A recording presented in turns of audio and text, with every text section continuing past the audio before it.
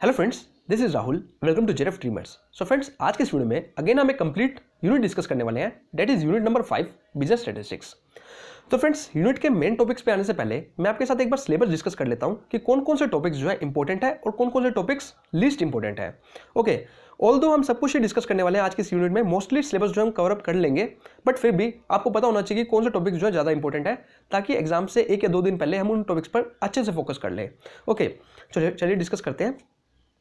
तो फ्रेंड्स, इससे पहले एक चीज मैं आपको क्लियर कर देता हूं कि इस यूनिट को हम 2 एस्पेक्ट्स में डिस्कस करने वाले हैं, एक प्रैक्टिकल में और दूसरा थ्योरेटिकल में। अगर हम डिवाइड करें प्रोपोर्शन में तो 90% इसमें से आपको थ्योरेटिकल पार्ट देखने को मिलेगा और 10% जो है वो प्रैक्टिकल देखने को मिलेगा। मतलब कि एक क्वेश्चन हो सकता है कि आपको प्रैक्टिकल का देखने को मिले, वो भी कौन से टॉपिक में से, एक प्रोबेबिलिटी या फिर कोफिशिएंट ऑफ वेरिएशन। ये लास्ट 10 ईयर्स को एनालाइज करने के बाद मैं आपको बता रहा हूँ कि प्रोबेबिलिटी टॉपिक में से या कोफिशिएंट ऑफ वेरिएशन या स्टैंडर्ड डेविएशन में से आपको जो है एक प्रैक्टिकल क्वेश्चन देखने को मिल सकता है। ओके, हालांकि मैंने इस यूनिट के अंदर जो है, इस वीडियो के अंदर जो है प्रैक्टिकल पोर्शन पर बहुत ही कम फोकस किया है और थ्योरेटिकल पर ही ज़्यादा फोकस किया है। ओके, अगर आप कहोगे कि प्रैक्टिकल पर भी फोकस करना चाहिए तो आप मुझे कमेंट करके बता सकते हैं, मैं आने वाले टाइम में वीडियो ले आऊँगा स्पेशली प्रैक्टिकल टॉपिक्स के ऊपर। ओके, तो चलिए डिस्कस करते हैं कौन कौन से टॉपिक्स जो है इंपॉर्टेंट है। सबसे पहले बात करते हैं measure of central tendency, dispersion और स्क्यूनेस। अब ये टॉपिक्स जो हैं, इनमें से एक क्वेश्चन आपको देखने को मिल सकता है तीनों में से, ठीक है। अब तीनों के अकॉर्डिंग बात की जाए, सिलेबस तो बन जाता है ज़्यादा, लेकिन उसकी जो चांसेस हैं क्वेश्चन आने के वो रहते हैं कम, तो जिस करके इसको मैंने जो है रेटिंग दी है लो। इसका मतलब ये टॉपिक्स इतने इंपॉर्टेंट नहीं है, हालांकि मैंने सब कुछ कवर कर रखा है इस वीडियो के अंदर, इसको हम डिस्कस करेंगे। ओके, उसके बाद है कोरिलेशन और रिग्रेशन। डेफिनेटली एक इंपॉर्टेंट टॉपिक है, या तो कोरिलेशन में से या फिर रिग्रेशन में से एक क्वेश्चन तो आपको पक्का देखने को मिलेगा ही मिलेगा। उसके बाद बात करते हैं प्रोबेबिलिटी। इसमें से मैंने आपको कहा है कि डेफिनेटली एक सिंपल सा क्वेश्चन जो है प्रैक्टिकल मिल सकता है। ओके, उसके बाद प्रोबेबिलिटी डिस्ट्रीब्यूशन, बाइनोमियल, पॉइजन और नॉर्मल। तो ज़्यादा चांसेस है कि नॉर्मल डिस्ट्रीब्यूशन मच इंपॉर्टेंट है। अगर लास्ट 10 ईयर्स को एनालाइज करोगे तो आपको पता लग ही जाएगा कि नॉर्मल डिस्ट्रीब्यूशन में से काफ़ी बार क्वेश्चन आया हुआ है। हम तीनों को डिस्कस करेंगे। उसके बाद रिसर्च कंसेप्ट और टाइप्स। इस टॉपिक को मैंने इसमें इंक्लूड नहीं करा क्योंकि हम इसको पेपर फर्स्ट के अंदर स्टडी करेंगे, ठीक है, जिसकी वीडियो मैं आने वाले टाइम में लेके आऊँगा। डाटा कलेक्शन सिंपल सा है, इसका आपको पता भी होगा, प्राइमरी वॉइस सेकेंडरी, ठीक है। उसके बाद sampling, types of sampling much important. Okay, types of sampling में से डेफिनेटली एक क्वेश्चन आपको देखने को मिलेगा। उसके बाद हम बात करते हैं हाइपोथेसिस टेस्टिंग। अगेन एक इंपॉर्टेंट टॉपिक है हाइपोथेसिस टेस्टिंग, जिसको हम पेपर फर्स्ट में भी डिस्कस करेंगे और यहाँ पे भी डिस्कस करेंगे, टाइप्स ऑफ टेस्ट वगैरह सब कुछ डिस्कस करेंगे। तो ये टॉपिक्स है जिन पर हम मेनली फोकस करने वाले हैं। होप लास्ट तक आप बने रहिएगा, जरूर कुछ ना कुछ सीखने को जरूर मिलेगा। ओके, काफ़ी इंपॉर्टेंट पॉइंट्स हैं जो कि आपको पता लगेंगे आज।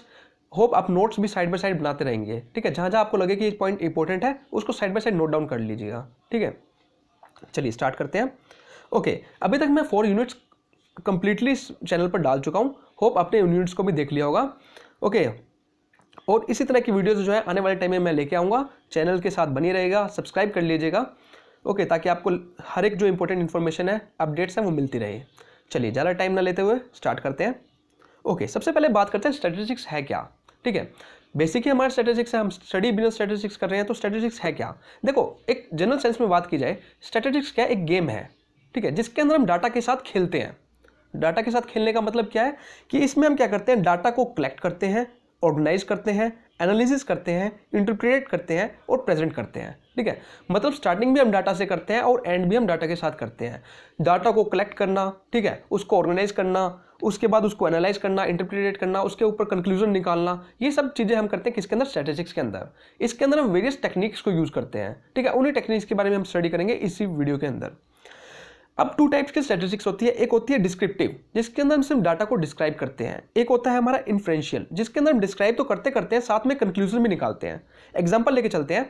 मैं कह रहा हूं कि दिल्ली और हरियाणा में कोविड केसेस के बारे में एक एग्जांपल लेके चलते हैं कि दिल्ली में जो है हर रोज 10,000 से केसेस बढ़ रहे हैं, ठीक है। मान लो मंडे को 20,000 थे, ट्यूसडे को 30,000 हो गए, फिर 40,000 हो गए। तो मैं सिर्फ डाटा को डिस्क्राइब कर रहा हूं कि मैं ये कह रहा हूं कि हर रोज जो है 10,000 केसेस बढ़ रहे हैं, लेकिन और साथ में हरियाणा में जो है 5,000 रोज के केसेस बढ़ रहे हैं। मैंने 2 स्टेट्स का डाटा लिया, उनको कंपेयर करा, ठीक है। सिर्फ मैं डाटा को डिस्क्राइब करा, इससे ज़्यादा मैंने कुछ नहीं करा।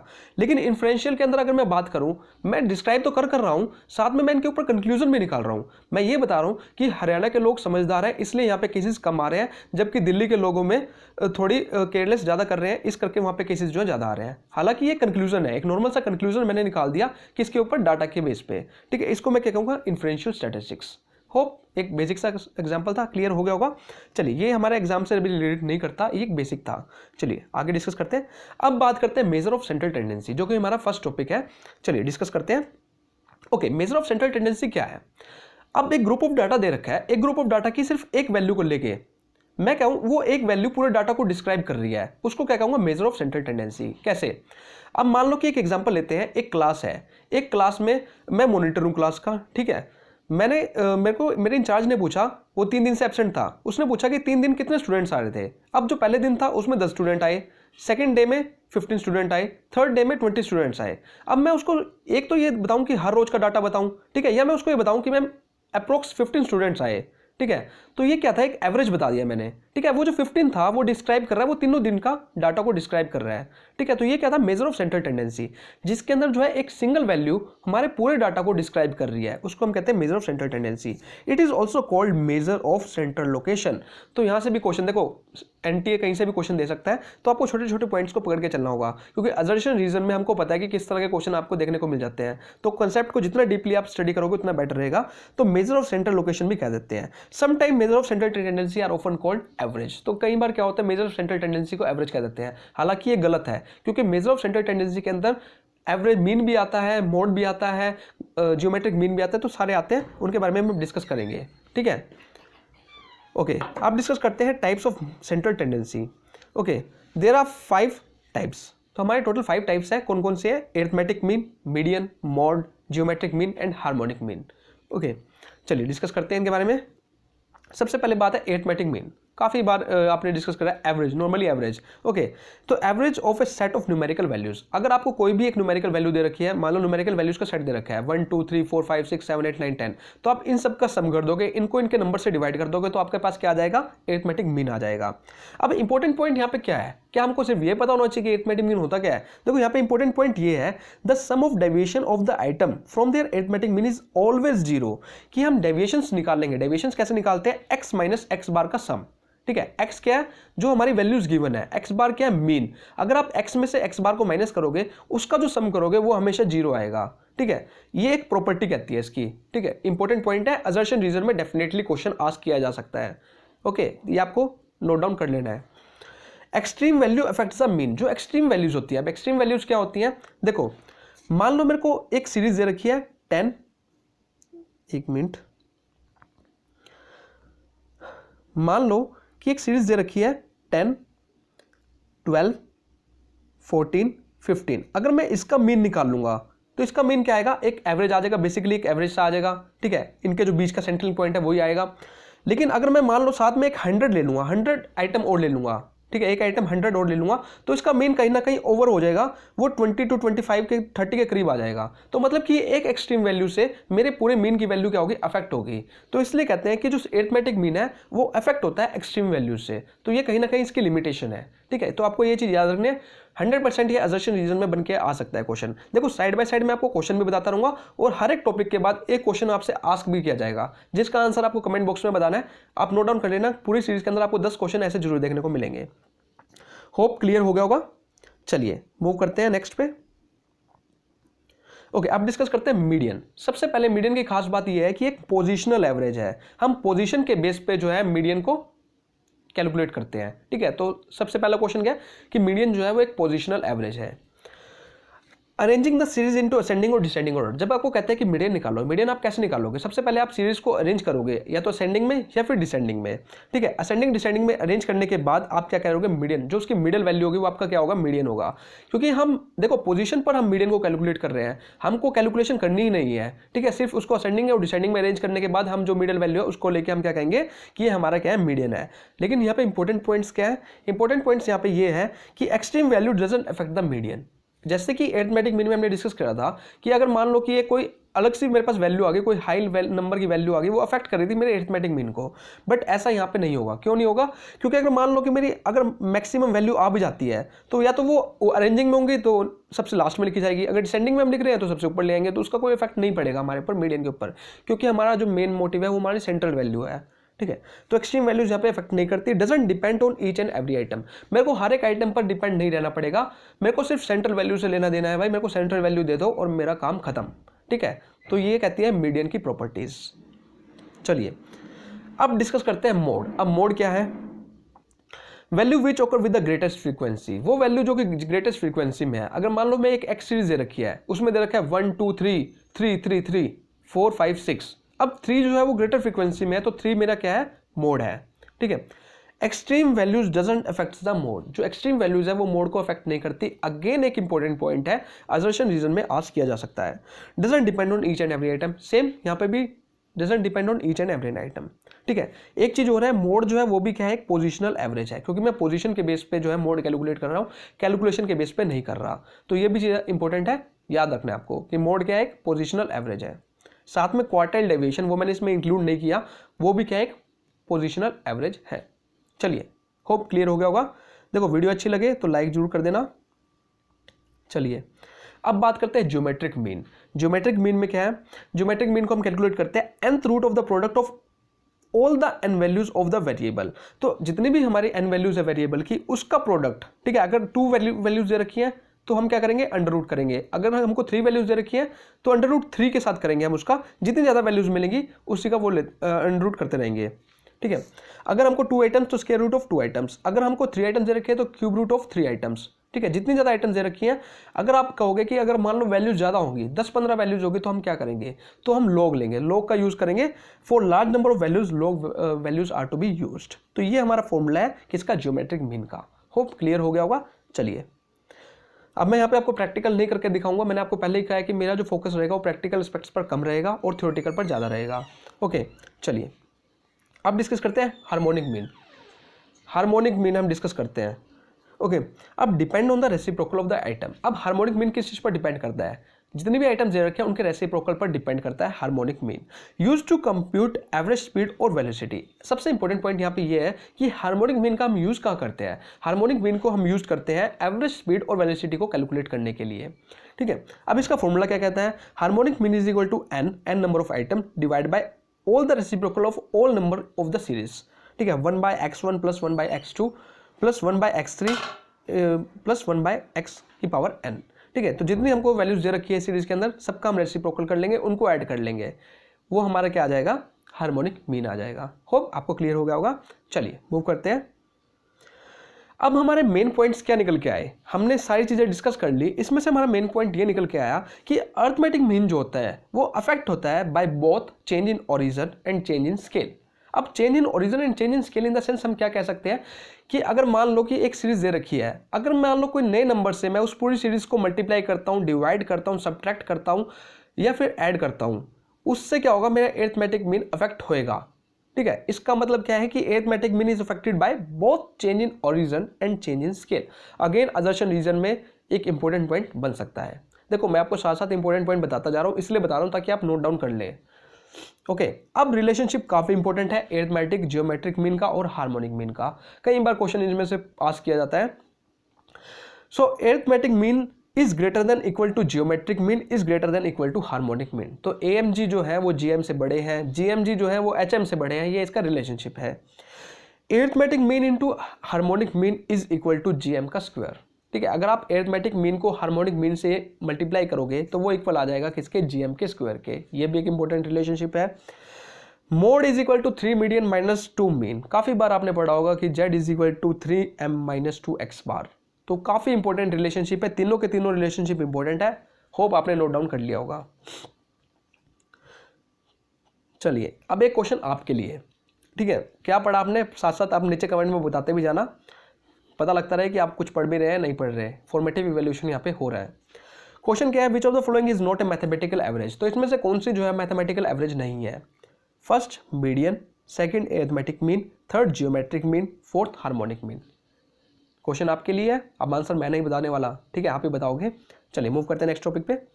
ओके अब बात डिस्कस करते हैं मेजर ऑफ डिस्पर्जन। अब डिस्पर्जन क्या है? चलिए the measure of the dispersion shows the scatterness और वेरिएशन ऑफ द डाटा, कि जो हमारे को डाटा गिवन है उसमें कितनी वेरिएशंस है। ठीक है, उसको हम मेजर किससे करते हैं? डिस्पर्जन से। तो डिस्पर्जन हमको बताता है कि कितनी वेरिएशंस है हमारे डाटा के अंदर। ठीक है, कितनी स्कैटरनेस है। मान लो 10 है, 20, फिर 30, फिर 40, फिर 50, फिर 70। तो किस तरह से हमारी वेरिएशंस बन रही है डाटा के अंदर, उसको हमको अगर जानना है तो हम क्या देखेंगे, उसका डिस्पर्जन चेक करेंगे।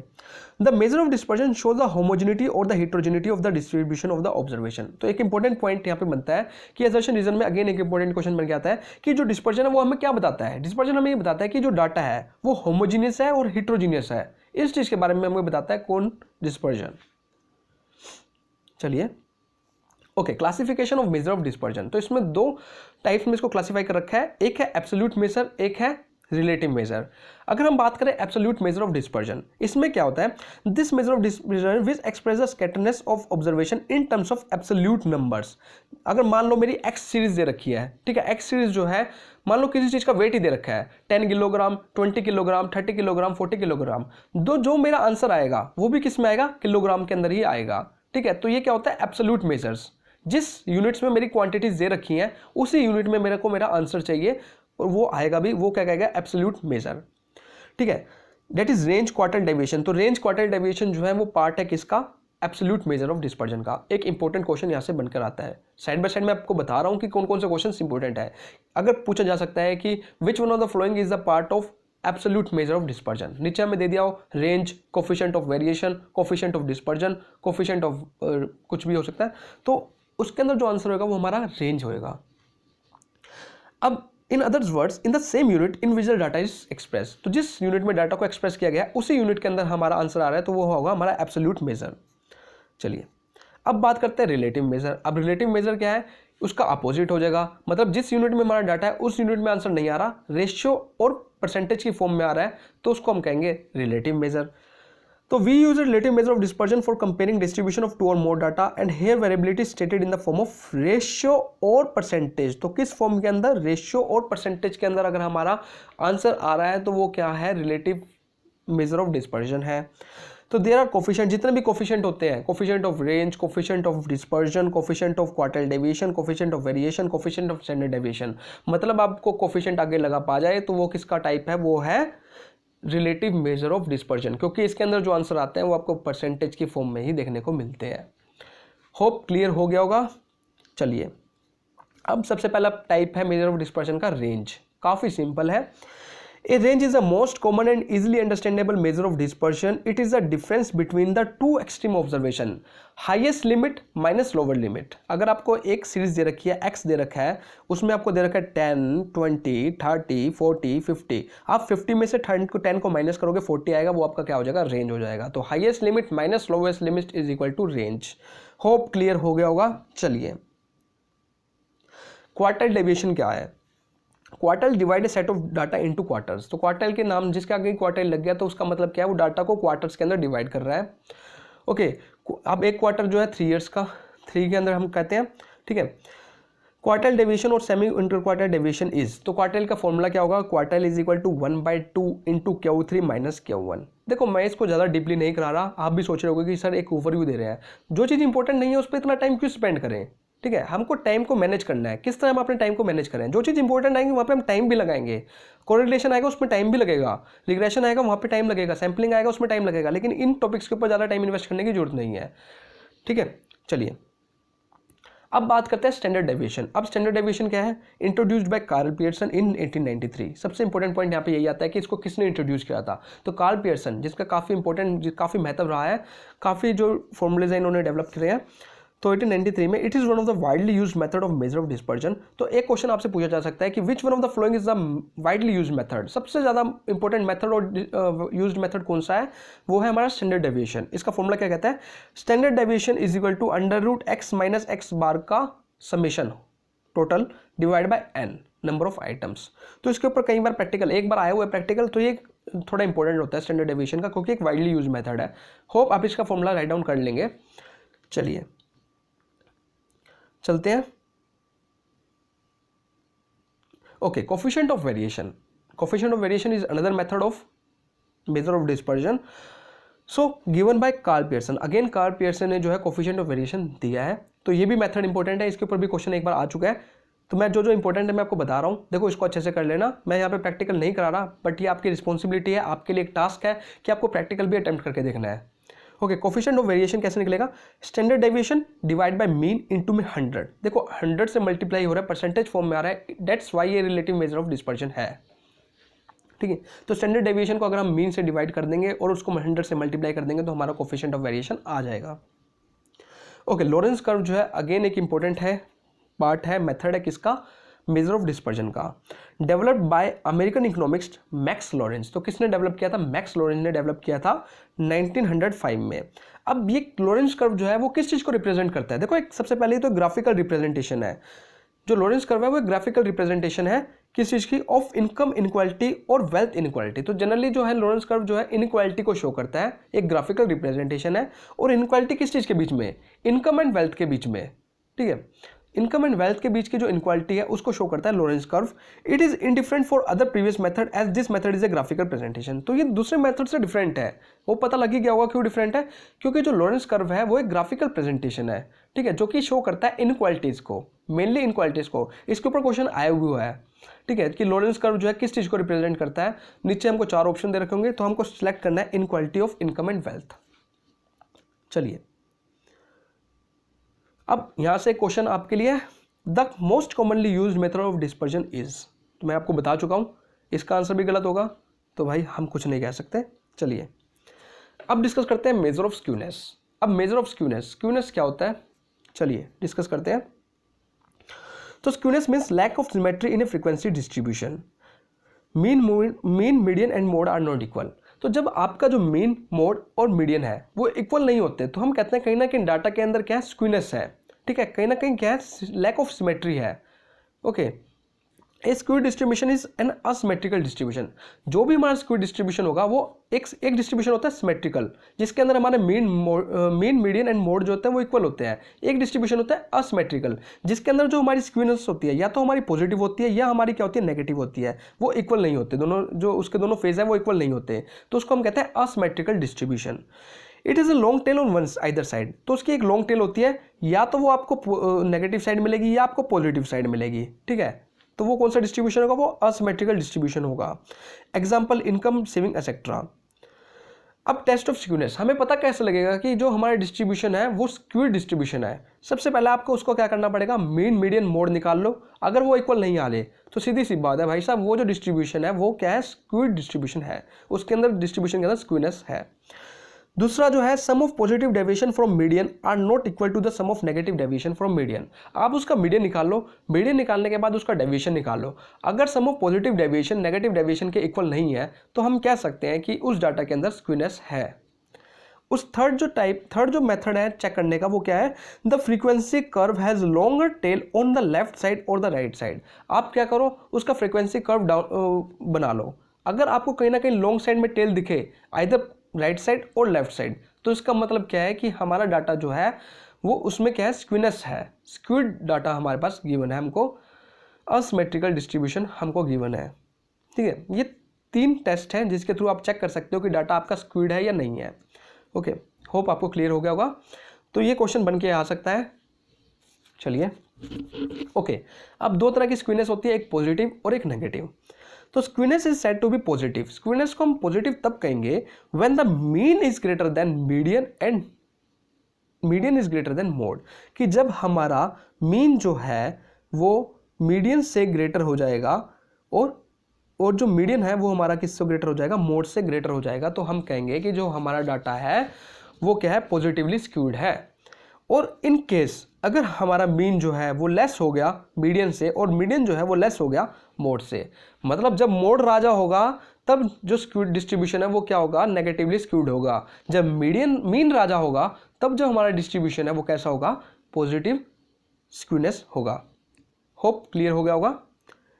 चलिए अब एक बार ग्राफ में देख लेते हैं। अगर हमारा पॉजिटिव स्क्यूनेस रहा तो हमारा जो है लॉन्ग टेल किस साइड आएगी, जो लॉन्ग टेल आएगी वो हमारी लेफ्ट साइड आएगी, ठीक है। अगर हमारा सिमेट्रिकल डिस्ट्रीब्यूशन रहा तो हमारा सीधा से मिड पॉइंट बन जाएगा, दोनों पार्ट इक्वली डिवाइड करे जाएंगे। लेकिन अगर हमारा नेगेटिवली स्क्यू रहा तो हमारी जो लॉन्ग टेल है वो किस साइड आएगी, राइट साइड आ जाएगी। तो ये सीधे से ग्राफिकली अगर आपको गिवन होगा तो आप डायरेक्टली चेक कर सकते हो। अगर आपको कोई कहे कि बताओ भाई साहब ये जो टेल है आपको नेगेटिवली स्क्यूड है पॉजिटिवली स्क्यूड है, तो आपको राइट और लेफ्ट चेक करना है और डायरेक्टली आपको आंसर दे देना है। होप क्लियर हो गया होगा। अगर आपको वीडियो अच्छी लग रही है तो प्लीज़ लाइक जरूर कर दिया करो। हम नए नए एजुकेटर हैं, नए नए यूट्यूबर हैं, हम भी चाहते हैं कि हम भी अच्छे से अच्छा मैटर प्रोवाइड करें, आपको सेटिस्फाई कर सकें।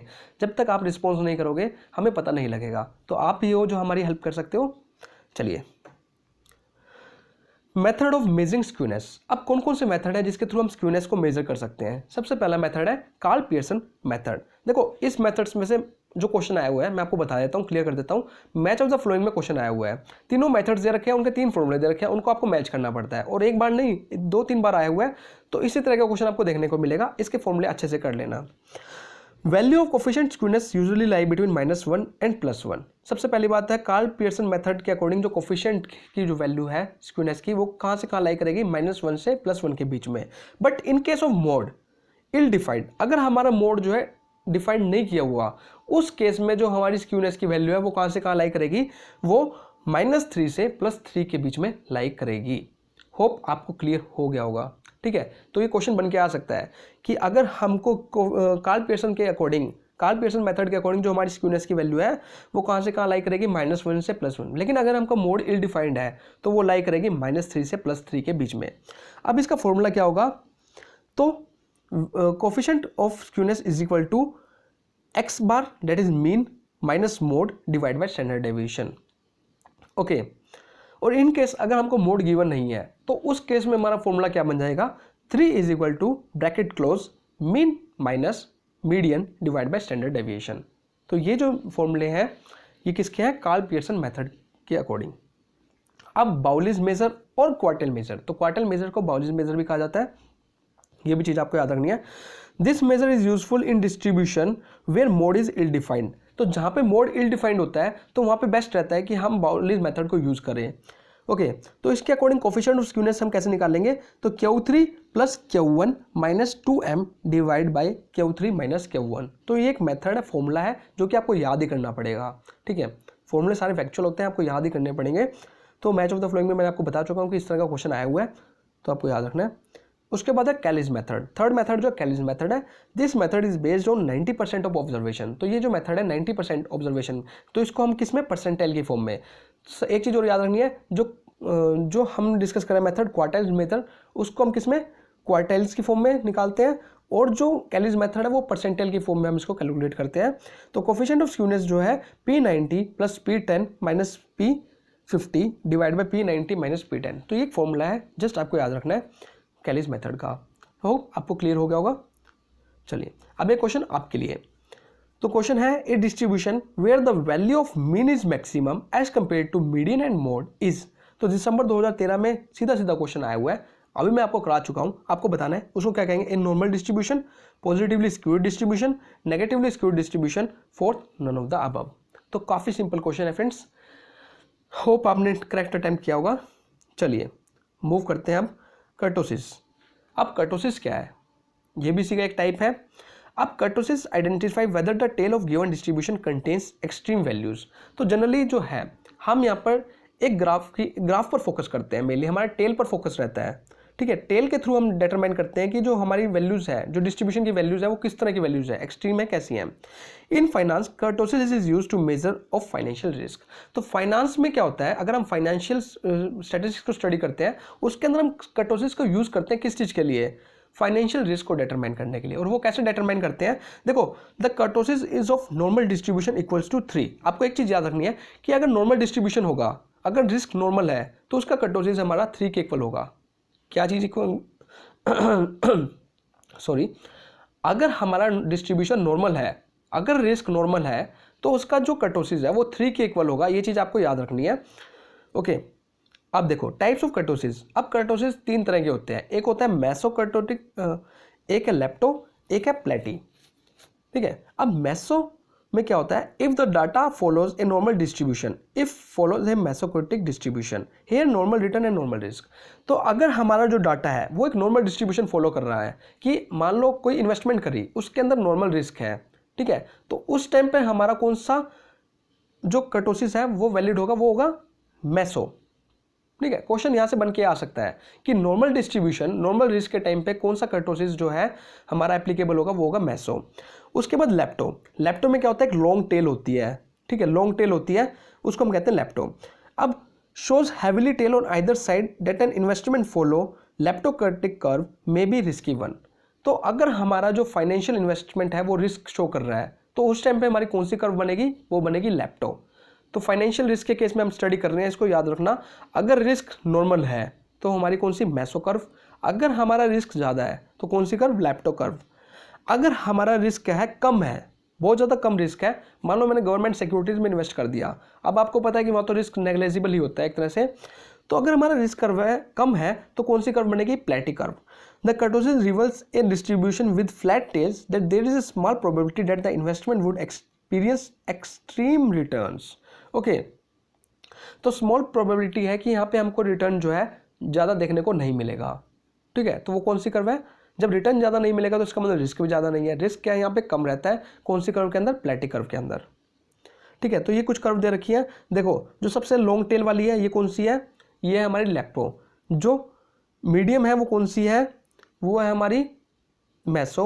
और जो सबसे छोटी पाएगी आपको वो कौन सी मिलेगी, वो हमको मिलेगी प्लेटो। ठीक है, चलिए, होप क्लियर हो गया होगा आपको। चलिए फ्रेंड्स, डिस्कस करते हैं next important topic, that is correlation. तो कॉरिलेशन एक काफ़ी इंपॉर्टेंट टॉपिक है। चलिए, ओके, कॉरिलेशन है क्या। देखो, कॉरिलेशन एक स्टैटिस्टिकल टेक्निक है जिसके जरिए क्या है, हम वेरिएबल्स के बीच में, दो वेरिएबल्स के बीच में क्या देखते हैं, रिलेशन देखते हैं। ठीक है, रिलेशन क्या स्ट्रॉन्ग है, वीक है, कैसा रिलेशन है।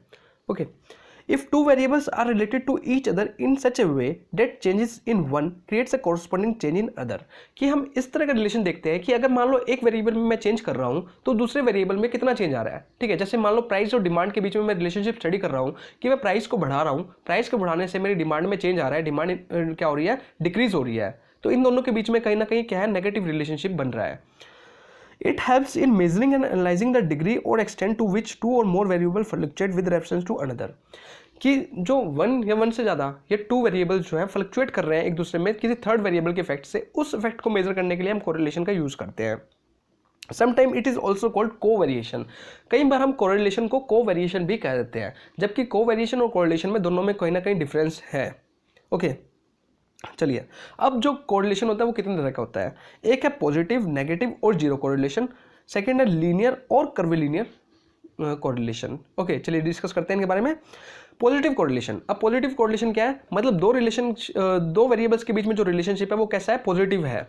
Okay, when the values of two variable changes together in the same direction then the relationship is called positive correlation, कि वो सेम डायरेक्शन में ही मूव ऑन कर रही है। एक वेरिएबल की वैल्यू अगर मान लो इंक्रीज हो रही है तो साइड बाय साइड दूसरे की भी क्या कर रही है, इंक्रीज कर रही है। ठीक है, तो इन दोनों के बीच में सेम रिलेशनशिप है, पॉजिटिव कोरिलेशन इसको हम कहेंगे। नेगेटिव कोरिलेशन क्या होगा, if one increases and other decreases. मैंने आपको बताया कि प्राइस एंड डिमांड के बीच में ये कौन सा कोरिलेशन है, नेगेटिव कोरिलेशन है। जीरो कोरिलेशन क्या है, दो वेरिएबल ऐसे वेरिएबल है जिनके बीच में कोई रिलेशन ही नहीं है। ठीक है, उनके बीच में कौन सा कोरिलेशन है, जीरो कोरिलेशन है।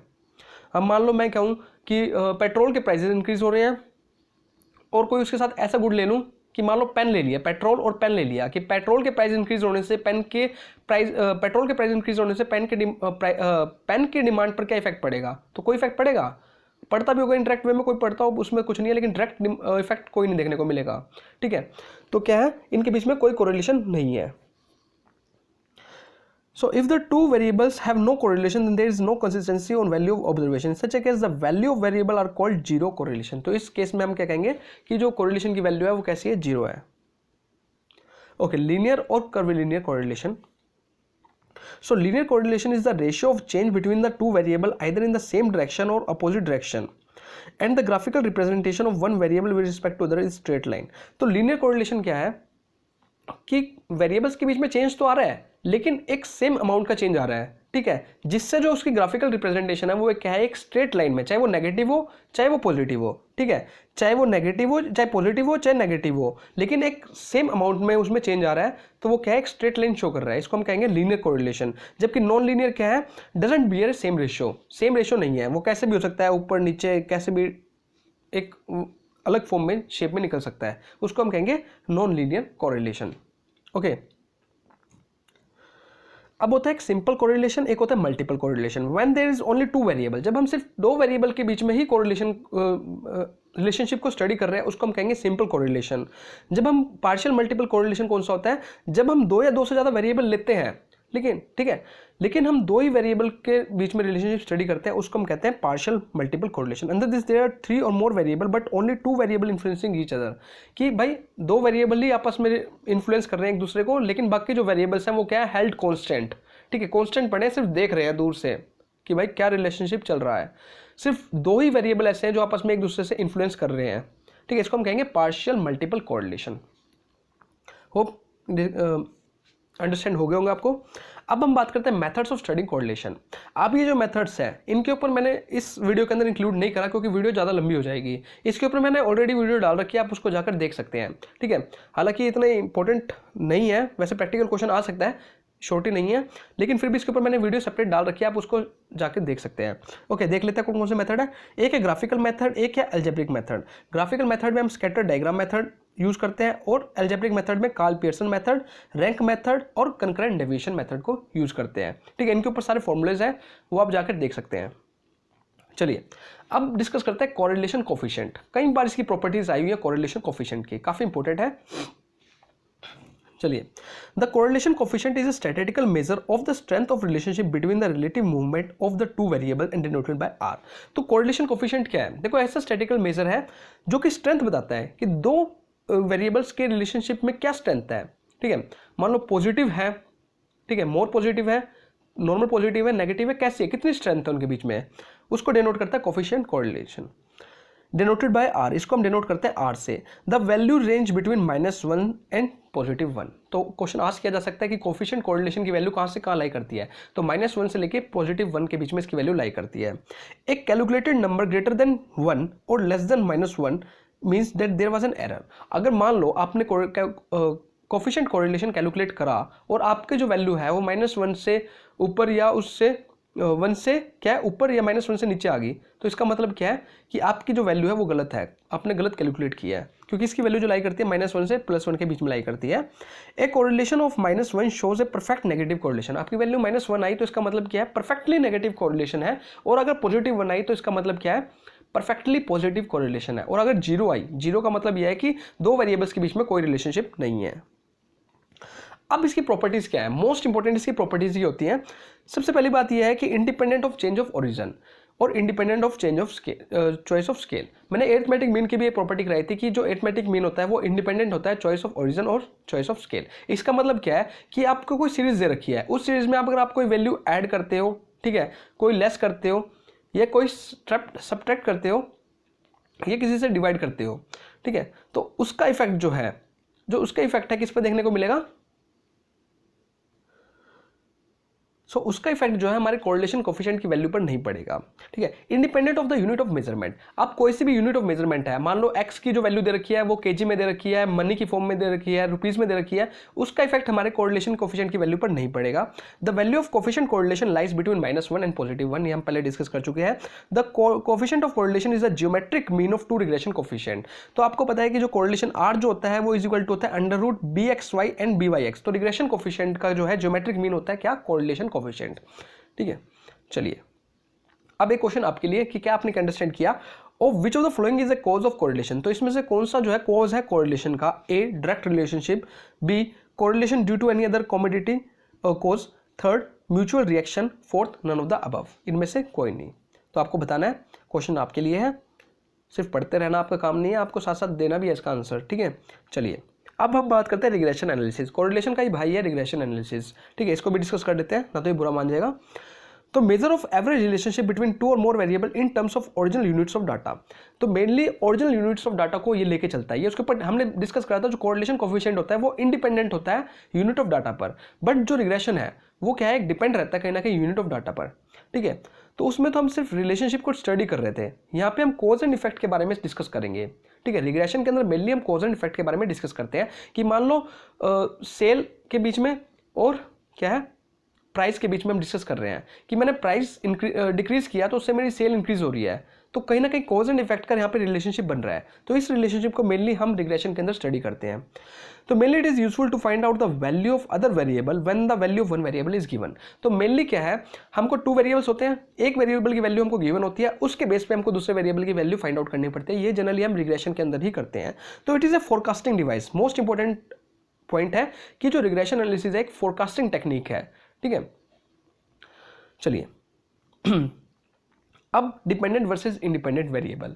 अब हमको रिग्रेशन इक्वेशन दे रखी होती है, कई बार x ऑन y दे रखी होती है, कई बार y ऑन x दे रखी होती है। अगर हमको x ऑन y इक्वेशन दे रखी है, इसका मतलब क्या है कि x जो वेरिएबल है वो डिपेंड है कहीं ना कहीं किसके ऊपर, y के ऊपर। तो यहाँ पे x जो है वो कैसा वेरिएबल हो गया, डिपेंडेंट वेरिएबल, और y कैसा वेरिएबल हो गया, इंडिपेंडेंट वेरिएबल। और अगर हमको इक्वेशन दे रखी हो y ऑन x, इसका मतलब क्या है, y जो है वो क्या है, dependent variable, where x is an independent variable. x कैसा वेरिएबल है, इंडिपेंडेंट वेरिएबल। अब dependent variable is also called explained variable. तो डिपेंडेंट वेरिएबल को कौन सा वेरिएबल कहा जाता है, एक्सप्लेन्ड वेरिएबल कहा जाता है, जबकि इंडिपेंडेंट वेरिएबल को कौन सा वेरिएबल कहा जाता है, एक्सप्लेनेटरी वेरिएबल कहा जाता है। इंपॉर्टेंट पॉइंट है फ्रेंड्स, लिख लेना इसको कि हम डिपेंडेंट वेरिएबल को एक्सप्लेन कहते हैं और इंडिपेंडेंट वेरिएबल को हम एक्सप्लेनेटरी वेरिएबल भी कहते हैं। अब कोरिलेशन और रिग्रेशन, भाई साहब हमने कोरिलेशन भी पढ़ लिया, हमने रिग्रेशन भी पढ़ लिया, क्या इनके बीच में कोई डिफरेंस है? जी बिल्कुल है। क्या डिफरेंस है बताओ? सबसे पहला है कि there is a relationship when it comes to correlation, there is a relationship between the variable. जब हम कोरिलेशन की बात कर रहे थे तो हम रिलेशनशिप की बात कर रहे थे कि हम वेरिएबल्स के बीच में रिलेशनशिप स्टडी कर रहे थे। जबकि हम बात कर रहे हैं रिग्रेशन की, इसके अंदर हम क्या डिस्कस कर रहे हैं, कॉज एंड इफेक्ट को डिस्कस कर रहे हैं कि अगर एक चीज़ इंक्रीज हो रही है तो उसके ऊपर किस दूसरी चीज़ के ऊपर क्या इफेक्ट पड़ रहा है, हम उस चीज़ को डिस्कस कर रहे हैं। तो यहाँ पे एक चीज़ और जरूरी है कि रिग्रेशन के अंदर ये जरूरी होना चाहिए कि एक वेरिएबल का दूसरे वेरिएबल पर इफेक्ट पड़ना चाहिए, जबकि कोरिलेशन के अंदर ऐसा जरूरी नहीं था।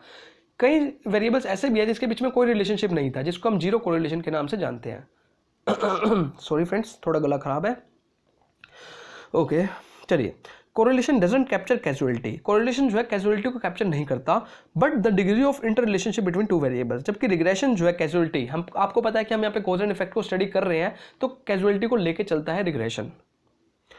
Correlation measures the degree and direction. Correlation just एक डिग्री एंड डायरेक्शन को मेजर कर रहा है, ठीक है, किस डायरेक्शन में हमारे वेरिएबल्स का जो रिलेशनशिप है वो मूव ऑन कर रहा है, आइदर पॉजिटिव और आइदर नेगेटिव, ठीक है।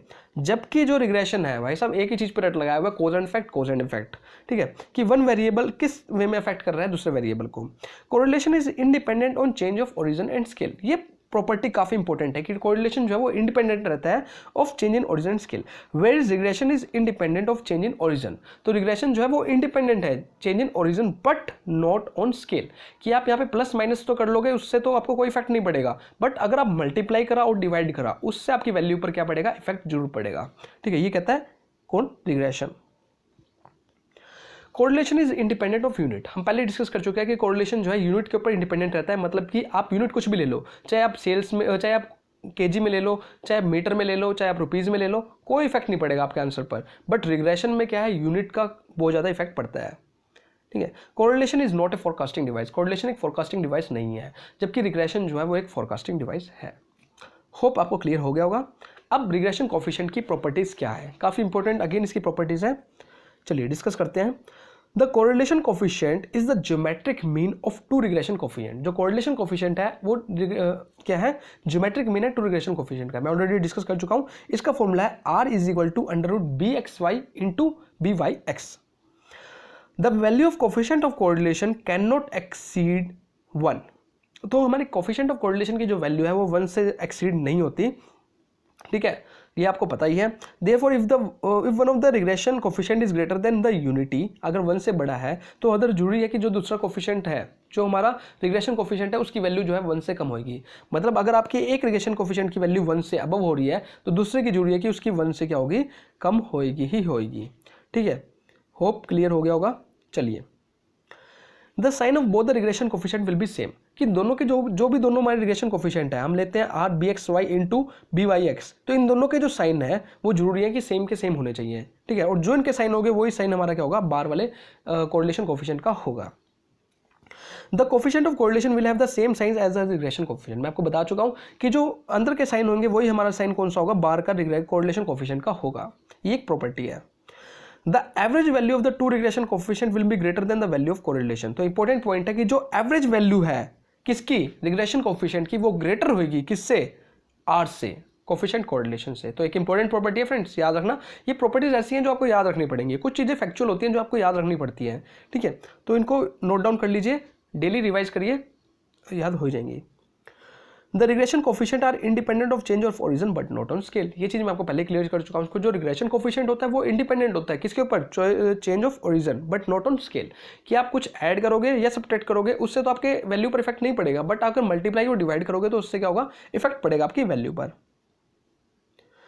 चलिए, ये था हमारा रिग्रेशन एनालिसिस, कोरिलेशन भी हो गया। अब बात है प्रोबेबिलिटी डिस्ट्रीब्यूशन। प्रोबेबिलिटी डिस्ट्रीब्यूशन भी क्या है, एक इंपॉर्टेंट टॉपिक है, कई बार क्वेश्चन इसमें से देखने को मिला है। चलिए डिस्कस करते हैं। ओके, प्रोबेबिलिटी डिस्ट्रीब्यूशन है क्या?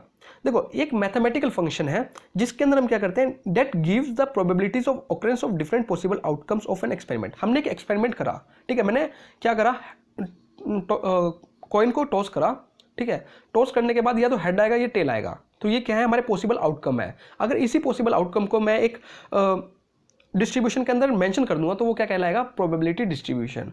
तो यही है प्रोबेबिलिटी डिस्ट्रीब्यूशन, एक मैथमेटिकल फंक्शन है जो कि हमको प्रोबेबिलिटीज बताता है किसकी, occurrence of different possible outcomes of experiment. Okay, अब प्रोबेबिलिटी डिस्ट्रीब्यूशन दो तरह का होता है, एक होता है डिस्क्रीट प्रोबेबिलिटी डिस्ट्रीब्यूशन, एक होता है कंटिन्यूस प्रोबेबिलिटी डिस्ट्रीब्यूशन। अगर हम डिस्क्रीट की बात करें तो उसमें कौन कौन सा आता है, बाइनोमियल, पॉइसन और हाइपर ज्योमेट्रिक। और अगर हम कंटिन्यूस प्रोबेबिलिटी डिस्ट्रीब्यूशन की बात करें, कौन कौन सा आता है, nominal, normal, uniform and exponential. जो हमारे इंपॉर्टेंट है, जो हमारे सिलेबस में गिवन है, वो कौन कौन से हैं, बाइनोमियल और पॉइसन और नॉर्मल। हालांकि आपको सारा का सारा चार्ट पता होना चाहिए, क्वेश्चन यहाँ से भी डायरेक्टली बन के आ सकता है, पूछा जा सकता है which one of the following is not the element of discrete probability distribution. Okay, चलिए, अब डिस्क्रीट प्रोबेबिलिटी डिस्ट्रीब्यूशन क्या है? A discrete probability distribution is made up of discrete variables. तो एक डिस्क्रीट प्रोबेबिलिटी डिस्ट्रीब्यूशन जो होता है वो डिस्क्रीट वेरिएबल्स। अब डिस्क्रीट वेरिएबल्स कौन से होते हैं? देखो, एक discrete variable is a variable whose values obtain by counting like numbers of student class. देखो, जिस वैल्यू को हम काउंटिंग में, मान लो 1 2 3 4 5 6 7 8, ये सब क्या डिस्क्रीट वेरिएबल्स है, ठीक है, जो पॉइंटों में नहीं मिलते हैं हमको। अगर मान लो मैं कहूँ कि एक क्लास में 30 स्टूडेंट है, एक क्लास के ए सेक्शन में 30 है, बी में 25 है, सी सेक्शन में 20 स्टूडेंट्स हैं, तो ये क्या है, ये डिस्क्रीट वेरिएबल है जिसको मैं नंबर्स की फॉर्म में मेंशन करने जा रहा हूं, ठीक है। तो ये क्या है, डिस्क्रीट वेरिएबल्स है। Okay, then it will have a discrete probability distribution. तो जिसके अंदर डिस्क्रीट वेरिएबल्स होते हैं उसको हम क्या कहते हैं, डिस्क्रीट प्रोबेबिलिटी डिस्ट्रीब्यूशन कहते हैं। अब सबसे पहला टाइप है इसका बाइनोमियल डिस्ट्रीब्यूशन। तो बाइनोमियल डिस्ट्रीब्यूशन क्या है, डिस्क्रीट प्रोबेबिलिटी डिस्ट्रीब्यूशन है। तो डेवलप्ड किसने डेवलप किया था, स्विस मैथमेटिशियन जेम्स बर्नूली ने। तो इंपॉर्टेंट क्वेश्चन है फ्रेंड्स कि ये जो बर्नूली डिस्ट्रीब्यूशन है, बाइनोमियल डिस्ट्रीब्यूशन है, किसने डेवलप किया था, ये जेम्स बर्नूली ने डेवलप किया था, डिस्कवर किया था। Use in such a situation where experiment result into two possibility that is success and failures. तो बाइनोमियल डिस्ट्रीब्यूशन को हम कब यूज करते हैं, इस डिस्ट्रीब्यूशन को हम तब यूज करते हैं जब हमारा जो एक्सपेरिमेंट है वो दो पॉसिबिलिटीज के अंदर आता है, या तो सक्सेस होगा या फिर फेलियर होगा, या आर होगा या पार होगा, ठीक है। उस केस के अंदर हम कौन सा बाइनोमियल डिस्ट्रीब्यूशन यूज करते हैं। सबसे इंपॉर्टेंट पॉइंट इसकी प्रॉपर्टीज है। प्रॉपर्टीज काफी इंपॉर्टेंट है फ्रेंड्स। सबसे पहले तो हम इसको यूज तब करते हैं जब हमारे पास फाइनाइट नंबर ऑफ ट्रायल्स हो, कि हम कितने एक्सपेरिमेंट कर रहे हैं हमको पता होना चाहिए, ठीक है, अनलिमिटेड नहीं होना चाहिए, फाइनाइट होने चाहिए। दूसरा, ट्रायल्स आर इंडिपेंडेंट। एक चीज का इफेक्ट दूसरे उस पर नहीं पड़ेगा। ट्रायल्स जो होते हैं वो इंडिपेंडेंट होते हैं। मैंने पहले उसको डाइस को टॉस किया, रोल किया, उसके बाद क्या करा, अगेन एक डाइस को रोल किया, तो दोनों का इफेक्ट एक दूसरे पर नहीं पड़ेगा, ठीक है, दोनों क्या है, इंडिपेंडेंट है। डिस्क्रीट प्रोबेबिलिटी डिस्ट्रीब्यूशन, मैंने आपको पहले बता चुका हूं कि डिस्क्रीट प्रोबेबिलिटी डिस्ट्रीब्यूशन क्या होता है, जिसको हम नंबर्स की फॉर्म में डिस्क्रीट कर सकते हैं 1 2 3 4 की फॉर्म में। तो ये बाइनोमियल डिस्ट्रीब्यूशन क्या है, एक डिस्क्रीट प्रोबेबिलिटी डिस्ट्रीब्यूशन है। इट कैन बी सिमेट्रिकल और असिमेट्रिकल। सिमेट्रिकल क्या है, वही स्क्यू सिमेट्रिक और हमने बात करी थी, और नॉर्मल। सिमेट्रिकल क्या है, जो इसमें क्या होता है, इक्वली डिवाइड हो जाता है, दोनों के फॉर्म में जो कर्व होती है वो इक्वली डिवाइड करती है। और असिमेट्रिकल क्या होता है, जिसमें या तो पॉजिटिवली स्क्यूड होता है या फिर नेगेटिवली स्क्यूड होता है, ठीक है। मेन पैरामीटर्स के दो पैरामीटर होता है, एक एन होता है और एक क्या होता है, पी होता है, ठीक है। इसके कुछ कॉन्स्टेंट्स भी हैं, देख लेते हैं। तो इसके कॉन्स्टेंट्स कौन कौन से हैं, mean is equal to N P, variance is equal to N P Q, standard deviation is equal to under root N P Q, coefficient of skewness is equal to Q minus P divide by under root N P Q, and coefficient kurtosis is equal to 1 minus 6 P Q divide by N P Q. तो देखो, ये जो चीज़ है ये factual है, ये चीज़ आपको याद रखनी पड़ेंगी कि इसके कोफिशिएंट्स कौन कौन से हैं, ठीक है। तो कई बार क्वेश्चन इसमें से आ चुका है, तो नॉर्मल डिस्ट्रीब्यूशन में जनरली आस्क किया जाता है, तो इसको आपको याद रखना पड़ेगा। चलिए अब डिस्कस करते हैं Poisson distribution.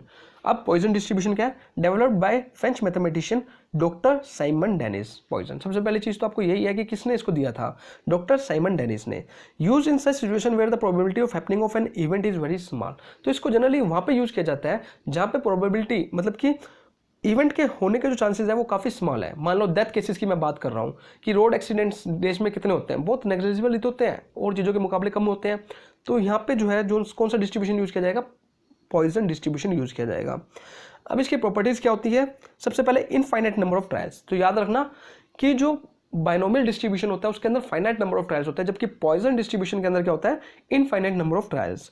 Discrete probability distribution, again ये डिस्क्रीट प्रोबेबिलिटी डिस्ट्रीब्यूशन है, it is always positively skewed.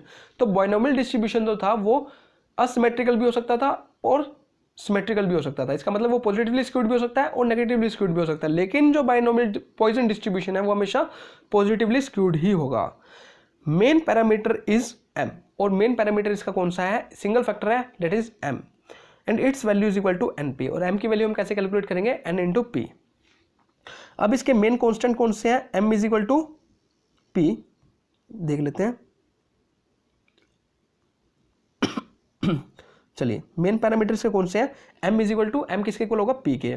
Standard deviation is equal to under root M, skewness is equal to 1 by M, and kurtosis is equal to 3 + 1 by M, और variance is equal to M. तो ये कुछ चीज़ें याद रखने के, constants इसके याद रखने पड़ेंगे आपको तीनों के। आप एक काम करना, लिस्ट बना लेना, मतलब डिफरेंस फॉर्म में एक इंक्लूड कर लेना इसको, और तीनों की कैरेक्टरिस्टिक्स और इसके कॉन्स्टेंट्स आप राइट डाउन कर लेना, और उसको डेली रिवाइज करना, डेली या हफ्ते में कभी कभी रिवाइज कर लेना, ये रिमाइंड रह जाएंगे।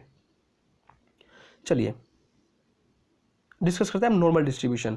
ओके, नॉर्मल डिस्ट्रीब्यूशन क्या है, first discovered by English mathematician Abraham de Moivre. तो किसने दिया था, अब्राहम दी मोवरी ने। Also known as Gaussian distribution, तो इसको क्या कहा जाता है, और गॉसियन डिस्ट्रीब्यूशन भी कहा जाता है। अब इसकी मेन प्रॉपर्टीज कौन कौन सी हैं, इनफाइनाइट नंबर ऑफ ट्रायल्स, सबसे पहली बात infinite number of trials. Again इसमें भी पॉइजन में भी इनफाइनाइट नंबर ऑफ ट्रायल्स, और नॉर्मल डिस्ट्रीब्यूशन में भी क्या है, infinite number of trials. Neither P nor Q is very small, तो ना तो इसमें पी स्मॉल होता है ना क्यू, ठीक है, स्मॉल होते हैं। तो perfectly symmetrical and bell shape. तो नॉर्मल कर्व जो होती है, जो हमारी नॉर्मल कर्व होती है वो कैसी होती है, बताया तो मैं आपको, जो हमारी नॉर्मल कर्व होती है वो सिमेट्रिकल होती है, मतलब कि वो इक्वल पार्ट्स में डिवाइड करती है दोनों एरिया को, ठीक है।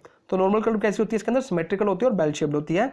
Mean, median and mode are equal. देखो ये प्रॉपर्टी मैंने आपको कराई थी कि जब सिमेट्रिकल होता है वहाँ पे मीन, मीडियन और मोड जो होते हैं वो क्या होते हैं, इक्वल होते हैं, तभी हमारी कर्व जो होती है वो सिमेट्रिकल कहलाती है। Total area under the curve is 1। इस एरिया कर्व के अंदर जो एरिया है वो कितना होता है, 1 होता है। मेन पैरामीटर, इसके जो मेन पैरामीटर है वो कौन कौन से हैं, मीन है और स्टैंडर्ड डेविएशन है। तो इसके दो मेन पैरामीटर है, मीन एंड स्टैंडर्ड डेविएशन।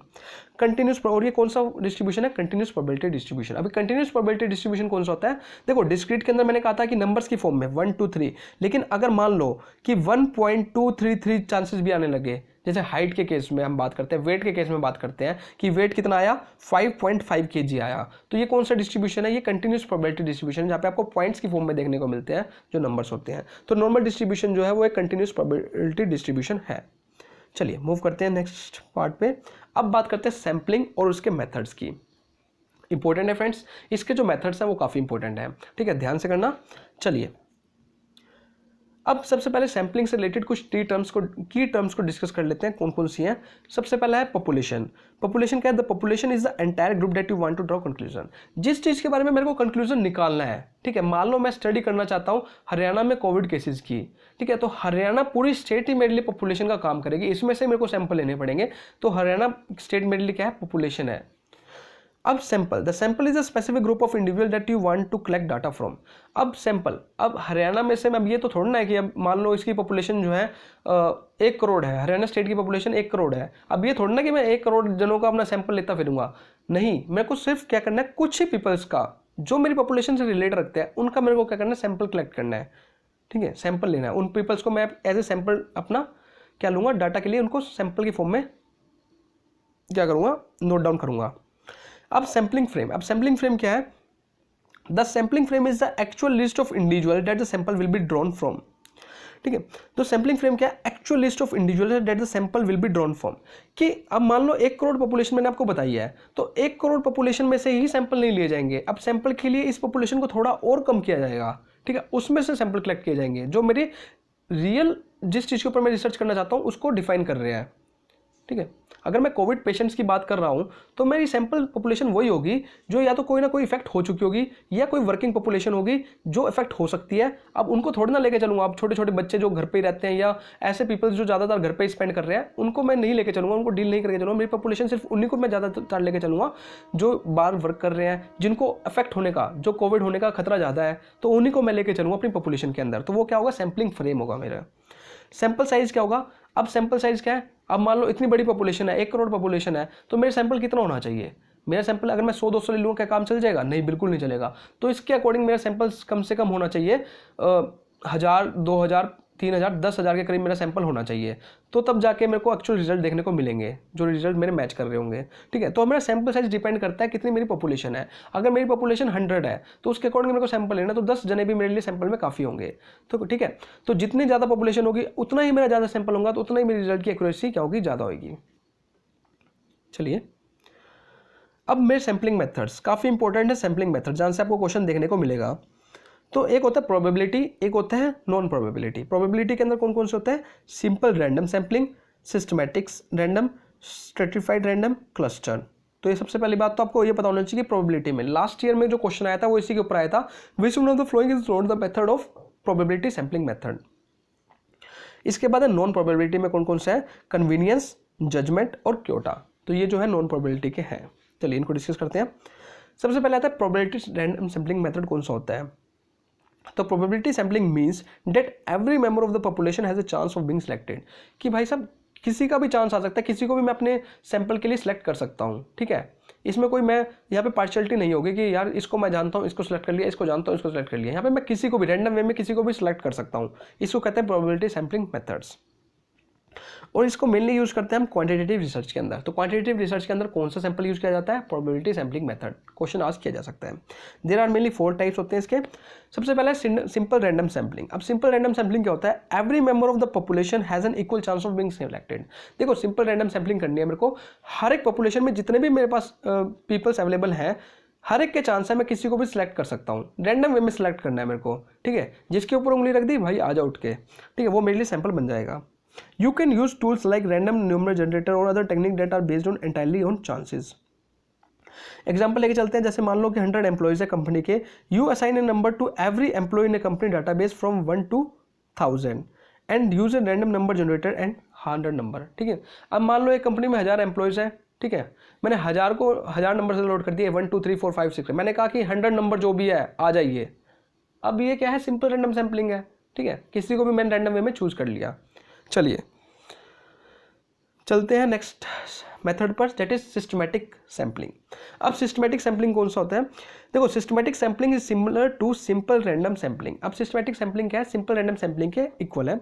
इसमें क्या होता है, individuals are chosen at regular intervals. अब मैं एक सिस्टमैटिक वे में काम कर रहा हूँ, ठीक है। अगर मान लो मेरी कंपनी में 100 एम्प्लॉय हैं, ठीक है, अब मैंने उनको क्या कहा, मैंने कहा कि हर एक एम्प्लॉय को नंबर दे दिए। सबसे पहले तो 1 2 3 4 5 6, मैंने कहा जो भी 10th नंबर का एम्प्लॉय है वो आ जाइए, मतलब कि जो 10 नंबर में, मतलब कि 10 का मल्टीपल जो भी है, 10 हो गया, 10 नंबर वाला एम्प्लॉय हो गया, 20 वाला हो गया, 30 वाला हो गया, 40 वाला हो गया, 50, मतलब एक सिस्टमैटिक वे में हर 10वां एम्प्लॉय जो है निकल कर बाहर आ जाइए, ये मेरे सैंपल बन चुका है। तो इसको क्या कहेंगे, सिस्टमैटिक सैम्पलिंग मेथड।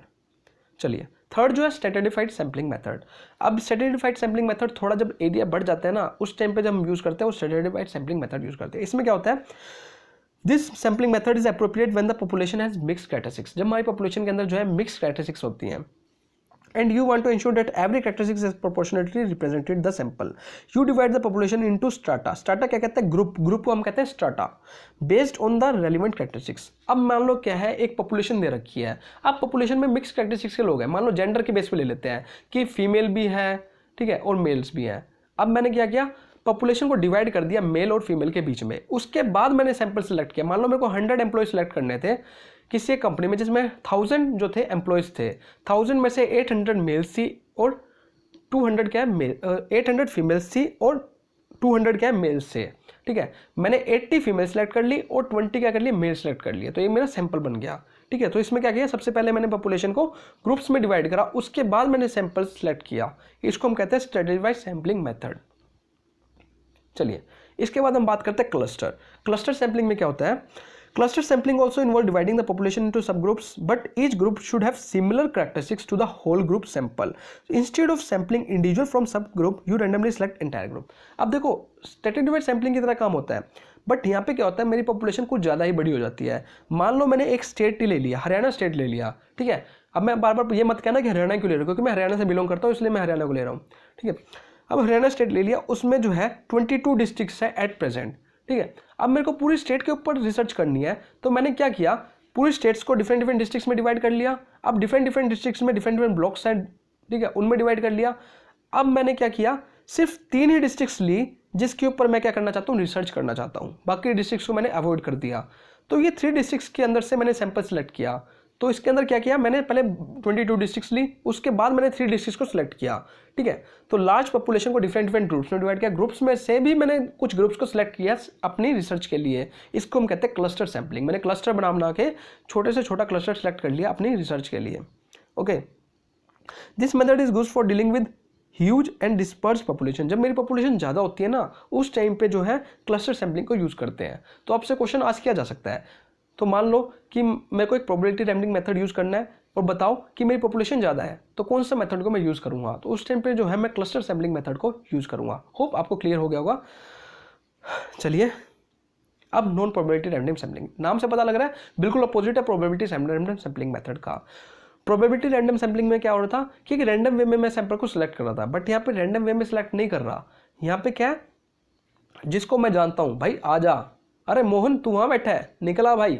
अब जिसको मैं जानता हूँ उसको मैं सिलेक्ट कर रहा हूँ. तो ये एक मेथड हो जाता है किसका, non probability random sampling method का. Individuals are selected based on non random criteria and not every individual has a chance of being included. सबसे इंपॉर्टेंट बात यहाँ पे ये है कि हर एक इंडिविजुअल के चांस नहीं है यहाँ पे इंक्लूड होने के. कहीं ना कहीं यहाँ पे पार्शियलिटी दिखाई जाती है, ठीक है. लेकिन इसका बेनिफिट ये है, ये जल्दी हो जाता है इसमें, या जल्दी तो होएगा ही. मैं नॉन रैंडम वे में सैंपल सेलेक्ट कर रहा हूँ, कोई अपनी वहाँ पे मेहनत नहीं दिखा रहा, ठीक है, हार्ड वर्क नहीं कर रहा कि जिससे मैं क्या करूँ, रियल सैंपल्स को सिलेक्ट कर सकूँ. चलिए, सबसे पहला था कन्वीनियंस सैम्पलिंग. अब कन्वीनियंस नाम से सजेस्ट हो रहा है, जो सा बंदा इजीली अवेलेबल उसी को बुला लो, वही हमारा सैंपल बन जाएगा. मान लो मेरे को एक रिसर्च करनी थी एक कॉलेज के ऊपर कि इस कॉलेज का जो रिजल्ट है वो कैसा रहा, ठीक है. उसके लिए मेरे को कहा गया कि आप रिसर्च करो. मैंने क्या किया, जिस क्लास में जो से बच्चों को जानता था मैंने उन्हीं का डाटा ले आया, ठीक है. मैंने, हालांकि ये गलत था, मेरे को करना ये चाहिए था कि रैंडम वे में स्टूडेंट्स को सिलेक्ट करना चाहिए था. लेकिन मैंने करा क्या, मेरे को जो से स्टूडेंट सही लगे, जिसको मैं जानता था, मैं उन्हीं का डाटा ले आया, ठीक है. तो ये क्या था, एक कन्वीनियंस फॉर्म में था, क्योंकि मेरे को यार इजीली सैंपल अवेलेबल हो रहे थे, तो मैं क्यों वहाँ पे सिर बढ़ाई करूँ, ठीक है. चलिए, वॉलंटरी रिस्पॉन्स सैम्पलिंग मेथड. अब इसमें क्या होता है, अब ये आजकल चल रहा है. अब होता क्या है, अगर मान लो हमको रिसर्च करनी पड़ती है तो हम क्या करते हैं, हम एक गूगल फॉर्म तैयार कर लेते हैं, गूगल फॉर्म को अपने फ्रेंड्स के पास भेज देते हैं. अब ये वॉलंटरी रिस्पॉन्स होता है. अब ये थोड़ी ना कि मैं धक्का करूंगा, भाई भर भर भर, यार जिसने भर दिया, जिसने नहीं भरा नहीं भरा. तो वॉलंटरी वे में लोग खुद वॉलंटरी वे में आते हैं, खुद से उस चीज़ को अपना फिल करते हैं, ठीक है, अपना डाटा अपने आप को एज ए सैंपल प्रोवाइड करते हैं. तो इसको कहते हैं वॉलंटरी रिस्पॉन्स सैम्पलिंग. अब है purposive sampling. This type of sampling involves researcher using their judgment to select a sample. अब क्या है, रिसर्चर अपनी जजमेंट को यूज़ करता है, ठीक है. अब मान लो मैं एक रिसर्चर हूँ, मैं क्या कर रहा हूँ, अपनी जजमेंट को यूज़ कर रहा हूँ कि कौन सा सैंपल मेरे को सिलेक्ट करने चाहिए. मैं यहाँ पे भी अगेन एक non random sampling method use कर रहा हूँ, ठीक है. मैं अपनी जजमेंट को यूज़ कर रहा हूँ कि हाँ, इस पॉपुलेशन, मतलब कि इस रिसर्च के लिए ये बंदा सही रहेगा, एज ए सैंपल ये सही रहेगा, ठीक है. तो अपनी जजमेंट का यूज़ करना, जितनी मेरे पास नॉलेज होगी मैं उसी वे में अपने सैंपल को सिलेक्ट करूँगा. होप क्लियर हो गए होंगे. लास्ट इसका जो मेथड है वो कौन सा है, snowball sampling method. If the population is hard to access, snowball sampling method can be used to recruit participant via other participant. मान लो मैंने 4 सैंपल सेलेक्ट कर लिए, ठीक है, 4 जनों को मैं जानता था, मैंने सेलेक्ट कर लिए. उसके बाद उन 4 जनों को मैंने कहा कि तुम अपने जैसे बंदे जो है, मेरे को और सैंपल चाहिए, तुम ही ढूंढ के लाओ कौन कौन होंगे. तो वही 4 जने जो है उन्होंने रिकमेंड कर दिया, सर उसको सेलेक्ट कर लो, सर उसको सेलेक्ट कर लो, सर उसको सेलेक्ट कर लो. तो ये क्या होगा, ये एक स्नोबॉल सैम्पलिंग मेथड होगा. मतलब कि क्या, मैं रेफरेंस बेस पर वर्क कर रहा हूँ, ठीक है. तो ये कौन सा था, स्नोबॉल सैम्पलिंग मेथड. अब एक क्वेश्चन आपके लिए, प्रीवियस ईयर का क्वेश्चन है, जून 2015 में पूछा गया. If the population is heterogeneous, अगर हमारी पॉपुलेशन हेट्रोजीनियस है, then which of the following sampling method is suitable. तो कौन सा सैम्पलिंग मेथड जो है सुटेबल होगा, sequential sampling method, quota sampling, double sampling, stratified sampling. So friends, सिर्फ पढ़ना नहीं है, क्वेश्चन का आंसर भी देना है. चलिए अब डिस्कस करते हैं एक next important topic, that is hypothesis testing. अब ये हाइपोथेसिस टेस्टिंग है क्या भाई. चलिए, अब हाइपोथेसिस का मतलब क्या होता है? देखो, नॉर्मल फॉर्म में हम कहते हैं अजम्पशन लगाना, उसी को हम कहते हैं रिसर्च फॉर्म में hypothesis. A hypothesis is specific testable prediction और assumption which may be proved or disproved। ठीक है, एक assumption लगाना, कभी भी आप रिसर्च कर रहे हो उससे पहले एक assumption लगाओगे कि इसको, उस assumption को आपको प्रूव या डिसप्रूव करना होता है, उसको हम कहते हैं hypothesis. It describe in considered terms what you expect will happen in a certain circumstances। Example लेते हैं, if I am not studying, अगर मैं पढ़ूंगा नहीं, then I will get a good grade, then I will not get a good grade on the test. कि भाई साहब, जब मैं पढ़ूंगा ही नहीं तो मेरे मार्क्स अच्छे नहीं आएंगे टेस्ट के अंदर। ठीक है, एक assumption लगाई। हो सकता है कि भाई टेस्ट में तुक्का लग जाए, आगे पीछे वाला बता दे, कुछ भी हो सकता है, उससे मेरे मार्क्स अच्छे आ जाए, लेकिन सिर्फ मैंने assumption ये लगाई है क्योंकि मेरा प्रीवियस रिजल्ट यही कहता है कि अगर मैं पढ़ के नहीं जाऊँगा तो मेरे को अच्छे मार्क्स नहीं मिलेंगे। तो just an assumption, normal way में हम इसको assumption कहते हैं, लेकिन रिसर्च फॉर्म में इसको हम हाइपोथेसिस कहते हैं। अब इसका पर्पस क्या होता है, क्यों हम हाइपोथेसिस सेट करते हैं? देखो, a hypothesis is used in experiment to define the relationship between two variables. तो हाइपोथेसिस के थ्रू मैं दो वेरिएबल्स के बीच में रिलेशनशिप डिफाइन करता हूँ कि अगर मैं प्राइस इंक्रीज करूँगा तो उससे मेरी डिमांड जो है डिक्रीज होगी। तो मैं कहीं ना कहीं दो वेरिएबल्स के बीच में रिलेशनशिप को क्या कर रहा हूँ, डिफाइन कर रहा हूँ। The purpose of hypothesis is to find the answer of a question, कि एक क्वेश्चन का आंसर फाइंड आउट करना होता है। मेनली क्वेश्चन कुछ भी हो सकता है, जब भी रिसर्च हम करते हैं तो उसका एक क्वेश्चन डिटरमाइन करता है, उस क्वेश्चन का आंसर फाइंड आउट करने के लिए मैं हाइपोथेसिस को डिटरमाइन करता हूँ। A formalized hypothesis will force us to think about what result we should look into an experiment. जो एक फॉर्मल हाइपोथेसिस होता है वो इस पर फोकस करता है कि हमको किस तरह का रिजल्ट जो है एक एक्सपेरिमेंट से चाहिए। The first variable is called the independent variable. जो फर्स्ट वेरिएबल होता है उसको हम कहते हैं, जो हम वेरिएबल खुद से डिटरमाइन करता है उसको इंडिपेंडेंट वेरिएबल कहते हैं। This is the part of the experiment that can be changed और टेस्टेड, जिसको हम चेंज कर सकते हैं, क्योंकि वेरिएबल मैंने खुद से डिसाइड करा, उसको मैं चेंज कर सकता हूँ, तो उसको हम कहते हैं independent variable. The independent variable happen first and can be considered as the cause of change in the outcome. This outcome is called dependent variable। तो independent variable की वजह से जिस वेरिएबल में चेंज आता है उसको हम कहते हैं क्या क्या क्या डिपेंडेंट वेरिएबल। जैसे कि मान लो मैंने प्राइस एंड डिमांड की बात करी, कि मैंने प्राइस तो मेरे हाथ में है, मैं अपने प्रोडक्ट का प्राइस चेंज कर सकता हूँ, उसको बढ़ा सकता हूँ, घटा सकता हूँ, ये क्या है, एक इंडिपेंडेंट वेरिएबल है। लेकिन प्राइस के चेंज करने से मेरी डिमांड में चेंज आ रहा है, वो कौन सा है, डिमांड कौन सा है मेरे लिए, डिपेंडेंट वेरिएबल। एक हाइपोथेसिस कैसा होना चाहिए, आप अजम्पशन लगा रहे हो, वो अजम्पशन कैसी होनी चाहिए? सबसे पहले explain what you expected to happen, कि आप क्या चाहते हो, किस तरह का रिजल्ट चाहते हो, उससे रिलेट करनी चाहिए। Be clear and understandable. भाई ऐसी अजम्पशन लगा रहा है जो किसी के पल्ले ही नहीं पड़ रही, क्या फ़ायदा हुआ? तो ऐसी होनी चाहिए, वो क्लियर हो और अंडरस्टैंडेबल हो। बी टेस्टेबल, जिसको हम टेस्ट कर सकें, जिसको हम वेरीफाई कर सकें अपने रिजल्ट के साथ, ऐसा हाइपोथेसिस होना चाहिए। मेजरेबल, अगर वो क्वांटिटेटिव फॉर्म में है तो उसको मेजर कर सके, इस तरह का हाइपोथेसिस होना चाहिए। Contains an independent and dependent variable, तो जरूरी है कि उसमें इंडिपेंडेंट वेरिएबल भी हो और डिपेंडेंट वेरिएबल भी हो। चलिए, अब मेजर फॉर्म ऑफ हाइपोथेसिस। अब हाइपोथेसिस कौन सी होती है? दो फॉर्म की होती है, एक होता है नल हाइपोथेसिस, एक होता है अल्टरनेट हाइपोथेसिस। अब भाई साहब ये कौन से होते हैं, नल हाइपोथेसिस और अल्टरनेट हाइपोथेसिस? चलिए जानते हैं। नल हाइपोथेसिस कौन सा होता है? That express no relationship between. देखो, नल हाइपोथेसिस ऐसा हाइपोथेसिस होता है जिसको हम खुद से डिटरमाइन करते हैं और जो कि कोई रिलेशनशिप एक्सप्रेस नहीं करता वेरिएबल्स के बीच में। जैसे कि poverty has nothing to do with the rate of crime, कि मान लो मैं कह रहा हूँ कि पॉवर्टी बढ़ रही है, उससे क्राइम बढ़ रहा है, मतलब वैसे तो दोनों का कहीं ना कहीं रिलेशनशिप है, बट डायरेक्टली रिलेशनशिप हम डिटरमाइन करें तो इन दोनों के बीच में कोई रिलेशनशिप नहीं है। तो ये कौन सी हाइपोथेसिस है? नल हाइपोथेसिस है। It is the hypothesis which is tested for possible rejection under the assumption that it is true. तो एक हाइपोथेसिस ऐसा है जिसको हम खुद से डिटरमाइन करके चलते हैं और हम मान के चलते हैं कि ये ट्रू होगा, हालांकि हम उसको रिजेक्ट करवाना चाहते हैं, बट हम एज्यूम करके चल रहे हैं कि वो ट्रू होगा, और इसको डिनोट किया जाता है HO से। तो जनरली कई बार क्वेश्चन आ चुका है कि नल हाइपोथेसिस का सिंबल कौन सा होता है, तो नल हाइपोथेसिस का जो सिंबल होता है वो HO होता है। इसी का अपोजिट, बिल्कुल अपोजिट भाई, एक दूसरे के दुश्मन है। अगर नल हाइपोथेसिस ट्रू नहीं होता तो कौन सी हाइपोथेसिस गिनी जाएगी? Alternate hypothesis. The alternative hypothesis is a statement used in statistical inference experiment. It is contradictory to the null hypothesis. तो बिल्कुल कॉन्ट्राडिक्टरी है नल हाइपोथेसिस। मैंने एक अजम्पशन लगा के चली, वो अजम्पशन ट्रू नहीं हुई, तो इसका मतलब कौन सी अजम्पशन ठीक है? Alternative hypothesis.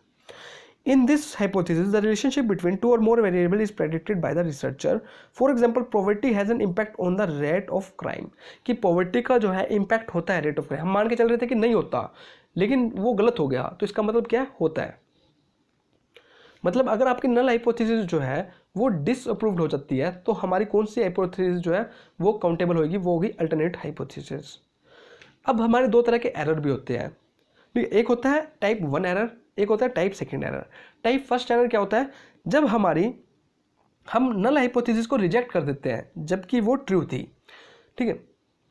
माना कि मैंने कहा कि मैंने प्राइस इंक्रीज करूंगा तो उससे मेरी डिमांड कम हो जाएगी, ठीक है, ये एक एजम्पशन लगाई और हुआ भी यही, बट मैंने इसको रिजेक्ट कर दिया, तो ये कौन सा हो जाएगा, टाइप फर्स्ट एरर। जबकि मैंने नल हाइपोथेसिस जो है वो ठीक थी लेकिन फिर भी मैंने उसको रिजेक्ट कर दिया, वो कौन सा, टाइप 1 एरर। और टाइप सेकंड एरर कौन सा है, जब मैंने नल हाइपोथेसिस को क्या कर लिया, एक्सेप्ट कर लिया जबकि वो फॉल्स थी, जो अजम्पशन थी वही गलत थी लेकिन फिर भी मैंने उसको एक्सेप्ट कर लिया अपनी रिसर्च के लिए, वो कौन सा एरर होता है, वो टाइप सेकंड एरर होता है। तो दोनों एरर में बहुत ज़्यादा कन्फ्यूजन होती है, होप आपको क्लियर हो गया होगा। चलिए अब लास्ट टॉपिक पर आ गए हम, पैरामेट्रिक और नॉन पैरामेट्रिक टेस्ट। फ्रेंड्स इसको मैंने डीपली नहीं लिया इस टॉपिक को, इसके ऊपर मैं आपको सेपरेट वीडियो प्रोवाइड करूंगा क्योंकि इसमें जो है अच्छे से अंडरस्टैंड करने वाला टॉपिक है। हालांकि मैंने 3 टेस्ट इसमें इंक्लूड करे हैं, वो तीनों टेस्ट काफ़ी इंपॉर्टेंट है, उसके ऊपर कई बार क्वेश्चन आए हुए हैं, ठीक है। अब पैरामेट्रिक टेस्ट कौन सा होता है, parametric test refer to that type of test to which assumptions are made but in case of non parametric test no assumption is made. जब हम पॉपुलेशन के रिगार्डिंग एजम्पशन पहले से ही लगा के चलते हैं उसको हम कहते हैं, जिस टेस्ट के अंदर हम एजम्पशन पहले से ही लगा के चलते हैं उसको हम कहते हैं पैरामेट्रिक टेस्ट, बट जिसके अंदर हम कोई एजम्पशन नहीं लगा के चलते उसको हम कहते हैं non parametric test. It is one of the major difference between the parametric and the non parametric test. अब इन टेस्ट के कई टाइप्स होते हैं, ठीक है। अब वो इंपॉर्टेंट टाइप्स में से मैंने 3 टेस्ट लेके आया हूँ आपके लिए जो कि इंपॉर्टेंट है एग्जाम पॉइंट ऑफ व्यू से। सबसे पहला है जेड टेस्ट। अब जेड टेस्ट जो है वो किसने दिया था, सबसे पहली बात फिशर ने। तो जेड टेस्ट के जो डेवलपर हैं जिन्होंने दिए हैं वो कौन है, Fisher. It is called parametric test. इसका मतलब इस टेस्ट के अंदर जो हम एजम्पशन है वो पहले से ही लगा के चलते हैं। अब इस टेस्ट को हम कब यूज़ करते हैं, इस टेस्ट को हम यूज़ करते हैं जब हमारा सैंपल जो है वो मोर देन होता है 30 से। अगर आपने 30 से ज़्यादा का सैंपल लिया है तो आप कौन सा टेस्ट यूज करोगे, Z test. Use to determine whether population means are difference when the variance are known. और सेकंड कंडीशन इसकी ये होती है, पहली कंडीशन तो ये है कि आपका सैंपल 30 से ऊपर होना चाहिए। सेकंड कंडीशन आपकी इसमें ये है कि आपके जो वेरिएंस है, जो पॉपुलेशन के जो वेरिएंस है वो आपको पता हुए होने चाहिए, ठीक है, तभी आप जेड टेस्ट का यूज करोगे। पॉपुलेशन कोफिशिएंट कोरिलेशन जो है वो 0 नहीं होना चाहिए, और जो आपका पॉपुलेशन कोरिलेशन कोफिशिएंट है वो भी 0 के इक्वल नहीं होना चाहिए। तो ये कंडीशन है जेड टेस्ट की। एज इट इज इन कंडीशंस को आप याद कर लीजिएगा, काफ़ी इंपॉर्टेंट टेस्ट है फ्रेंड्स, ठीक है। अब इसी का अपोजिट टेस्ट आया है, कौन सा, टी टेस्ट, बिल्कुल अपोजिट है जेड टेस्ट का। इसको दिया किसने था, विलियम गोसेट ने दिया था। कब दिया था भाई साहब, 1908 में दिया था। Also called student T test. तो इसको स्टूडेंट टी टेस्ट और पेन टेस्ट भी कहते हैं इसको, ठीक है। याद रखना कि विलियम गोसेट ने दिया था, 1930 में दिया था। स्टूडेंट टी टेस्ट के नाम से भी इसको जाना जाता है। अब इसको कब यूज़ करते हैं, इसको तब यूज़ करते हैं जब हमारा सैंपल जो है 30 से कम हो। अगर आपका सैंपल 30 से कम है और आपके पॉपुलेशन वेरिएंस आपको पता नहीं है, उस टाइम पे आप कौन सा टेस्ट यूज़ करोगे, उस टाइम पे हम टी टेस्ट को यूज़ करेंगे। होप क्लियर हो गया होगा, हो रहा है ना, बता देना कमेंट करके। चलिए अब पॉपुलेशन कोफिशिएंट कोरिलेशन इज 0, तो बिल्कुल अपोजिट कहा है मैंने आपको, जेड टेस्ट का बिल्कुल अपोजिट है टी टेस्ट। यहाँ पे हमको पॉपुलेशन कोफिशिएंट कोरिलेशन भी क्या है, 0 के इक्वल होते हैं। चलिए अब इसके बाद बात करते हैं हम काई स्क्वायर टेस्ट। ये भी काफ़ी इंपॉर्टेंट टेस्ट है friends, given by Karl Pearson. किसने दिया था, कार्ल पियर्सन ने दिया था। Used when sample size is large. जब हमारा सैंपल साइज लार्ज होता है तब हम काई स्क्वायर टेस्ट का यूज़ करते हैं। And it is a non parametric. सबसे इंपॉर्टेंट बात यहाँ पे ये है कि एक नॉन पैरामेट्रिक टेस्ट है, इसके अंदर हम अजम्पशन पहले से नहीं लगा के चलते। इसको कब यूज़ किया जाता है, इसको सिग्निफिकेंस को चेक करने के लिए इसको यूज़ किया जाता है to test the significance of population variance use as a parametric test. देखो वैसे तो ये नॉन पैरामेट्रिक टेस्ट है लेकिन हम इसको एज ए पैरामेट्रिक टेस्ट भी यूज़ करते हैं। लेकिन कब करते हैं, जब हम पॉपुलेशन वेरिएंस की सिग्निफिकेंस को चेक करते हैं। तो ये एक इंपॉर्टेंट पॉइंट यहाँ से निकल के आता है कि हम नॉन पैरामेट्रिक टेस्ट को एक पैरामेट्रिक टेस्ट की तरह भी यूज़ करते हैं, लेकिन कब यूज़ करते हैं, जब हम उसको एज ए पॉपुलेशन वेरिएंस की सिग्निफिकेंस को चेक करने के लिए यूज़ करते हैं। Test the goodness of fit, काफ़ी इंपॉर्टेंट है, काफ़ी बार क्वेश्चन आया हुआ है। Which test is use for the test of the goodness of the fit, that is a chi square test, simple. Test the significance of association between two attributes. तो 2 attributes के बीच में सिग्निफिकेंस को check करने के लिए भी इस टेस्ट को यूज़ किया जाता है, used as a non parametric. तो इस केस में उसको नॉन पैरामेट्रिक टेस्ट की तरह यूज़ किया जाता है। तो ये फ्रेंड्स कुछ फैक्चुअल थोड़ा टॉपिक था, थोड़ा सा याद करने वाला है, थोड़ा सा अंडरस्टैंड करने वाला है। तो आई होप आपको क्लियर हो गया होगा। सो थैंक यू फ्रेंड्स, आपने इतना कोऑपरेट किया, लास्ट तक वीडियो को देखा, आपका बहुत ज़्यादा थैंक यू। वीडियो अच्छी लगे तो प्लीज़ लाइक ज़रूर करना, थोड़ा मोटिवेट करते रहा करो, आपका एक मोटिवेशन बहुत ज़्यादा इफेक्ट करता है। कहते हैं ना कि दो रिलेशन है आपके मोटिवेशन के बीच में और मेरे हार्डवर्क के बीच में भी कहीं ना कहीं रिलेशन है। जितना ज़्यादा मोटिवेट करोगे उतना ही ज़्यादा मैं हार्डवर्क करूँगा, अच्छी से अच्छी वीडियो लाने की कोशिश करूँगा। आने वाले टाइम में आपको सारी की सारी वीडियोस इसी चैनल पर मिलेंगी, वो भी complete videos without any cost. Okay, again thank you for watching.